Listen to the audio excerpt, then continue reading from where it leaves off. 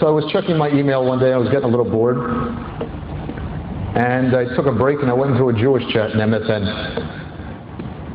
And I'm in there with all the Jews, and it was actually an Israeli chat, it was called, quote unquote.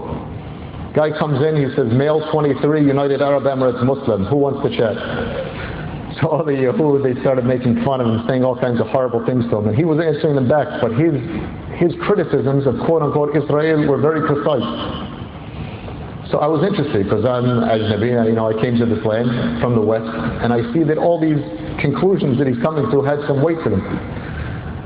So I whispered him in a private chat, and this led to about 2 years of him teaching me and quizzing me, mostly about Tawheed al-Elohiyya. It seemed strange to me as I spoke to this guy. This guy is a goy, he's a Gentile. But wallahi, he knew where God was, where God wasn't. He knew Allah better than any Jew that I ever met. If you ask the Jews, where's Allah? They tell you everywhere. They have no idea, in kul makan. I finally saw a man that wasn't Jewish, but this guy is better than me and better than all that I knew. One day, I really liked this guy. He had a big impression on me. And he told me one day, Yusuf, do me a favor, send me your picture in an email. And I said, well, what do you want my picture for? He said, because when I come to Palestine, I want to know whose head I'm not going to chop off.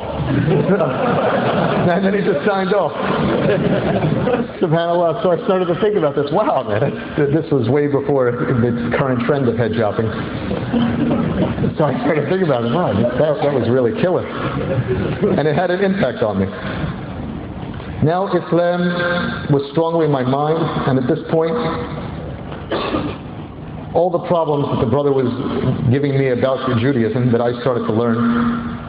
And by the way, to understand Judaism in full is very hard, because Judaism is based not just on the simple level, and the Quran says it's simple for all to understand. Judaism has, or I should call it Rabbiism, it has the simple understanding, the middle understanding, and the hidden understanding that only the Hakamat, or should I call them the elders of Zion, understand.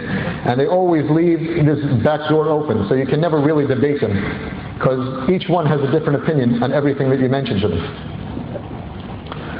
So I discussed about the corrupted Torah today and the evil Talmud.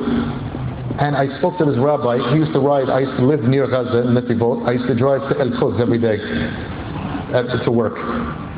There was some rabbi with me. He was a crazy American guy, but he had the element of the Deen of the Yahud. Everything that I told him, he said, yes, that's correct.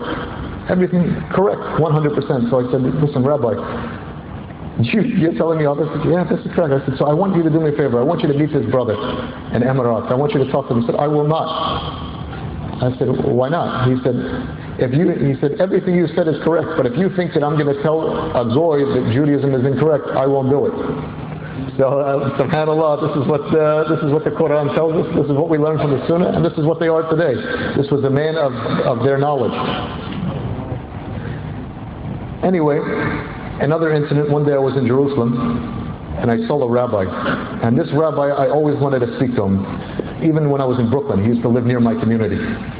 His name was Rabbi Suleimani, and he was the rabbi of the Shirazi Jews from Faras, from Iran. And he was new to America. And now I see the Iranian Jews that are in quote-unquote Israel. So I asked him, I went over to him, I said, Rabbi, can I ask you a question? He said, yes. I said, where is it better for a Jew to be a religious Jew, an Orthodox Jew? In a land of Sharia, at that time that's what I believe that land was that he was in, where the women, they're dressed in hijab, properly covered. You don't hear al-shaf words, you don't hear the dirty words coming out of their mouth on the street like you see in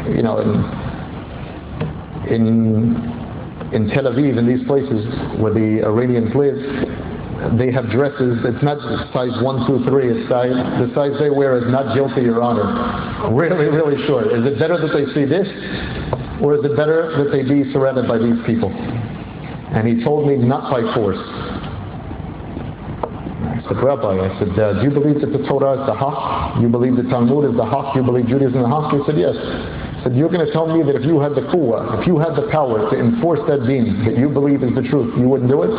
And he told me, shh. Khalas. This man is Zabali. I don't want to see this guy. Now I see exactly for sure what they are. These are garbage people. They don't even stand up for what they believe their religion is. The next morning I went to the Suq al-Arabi in Al-Quds, and I bought the translation of the meaning of the Holy Quran in English.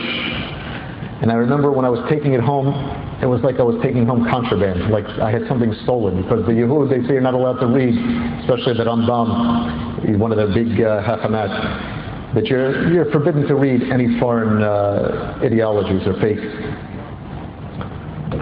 When I got home, I locked myself in the sun porch, and this is on Yom HaSabt is the day after the Yahud.